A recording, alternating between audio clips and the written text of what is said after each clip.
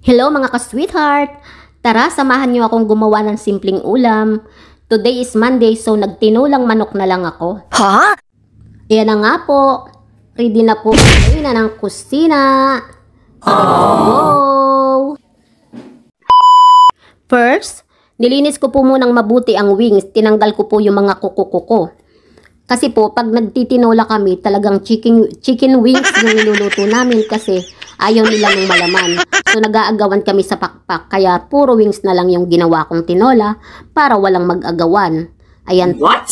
Nilinis ko po siya sa running water ng mabuti para matanggal yung mga bakterya.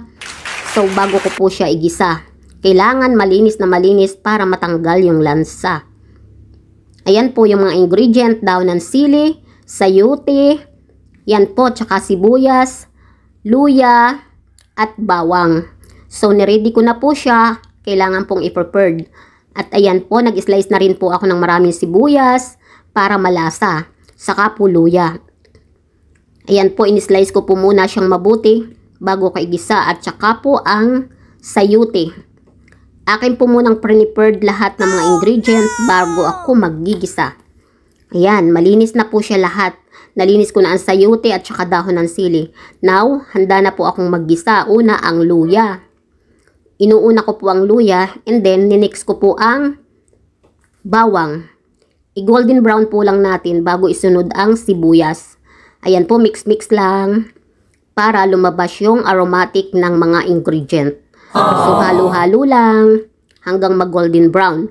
And then, isusunod ko na po ang chicken wings. Ayan po, pagkalagay po ng chicken wings, hinalo ko po siyang mabuti kasi para mabalance yung lasa. At kailangan ko rin pong isang kutsa munang mabuti. Nilagyan ko po siya ng isang sandok ng patis. Ayan po. Pero pag naglagay po kayo ng patis, huwag ninyong hahaluin. Nilagyan ko rin siya ng paminta at isang chicken cubes. Ayan po. Pagkatapos niyan, sinangkotsa ko na po siya. Nakikita naman ninyo, nag-o-oil siya. So, bago ko po siya hinalo. So, ayan po mga ka-sweetheart, nilagyan ko na po siya ng tubig na galing sa balon. Joke! Ayan po, haluin natin at hintayin natin siyang kumulo. Kasi kailangan natin siyang palambutin.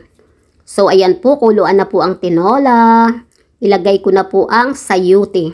Pero pag naglalagay po ako ng sayote, ayaw ko po ng overcook. Mas gusto ko po yung medyo crunchy ng konti. Kasi pangit pong kainin yung masyadong malambot na malambot yung sayote. So, kailangan half cook lang yung luto. Yummy! Ayan po, malapit na po siyang maluto. Kuluan na siya. So, and then, luto na po yung sayote at saka yung chicken. And then, next ko na po yung dahon ng sili. Ayan, mga ka-sweetheart. Simple lang po yung ulam namin today. Naisipan ko pong magtinola kasi gusto daw nila magsabaw kami. So, tinula na lang po yung niluto ko. Ganyan lang po yung pagluluto ng simpleng tinola. Sa mga hindi marunong, pero alam ko maraming marunong magluto ng tinola. So, naisipan ko lang i-vlog. Ayan na nga po, kain na tayo. Kain na po tayo kahit mainit ang panahon, kahit nagmamantika ang mga liig, magsasabaw pa rin tayo. Ayan po, let's eat. Ang sarap po kasing humigop ng sabaw kahit ang init-init ng panahon. Kain na po tayo, sabayan niyo po akong kumain. At thank you nga po pala sa mga nag-follow sa page ko at nag-subscribe sa channel ko. Maraming pong salamat sa inyo. Ayan po si Darling, sabay po kami kumain ni Darling ng tanghalian at saka po si Jackie. Ayan po, ang ulam po namin is tinola at saka mang inasal. Ayan po, mang inasal yung ulam namin. Yan po yung niluto ko last day na may sausawang toyo with calamansi. Thank you.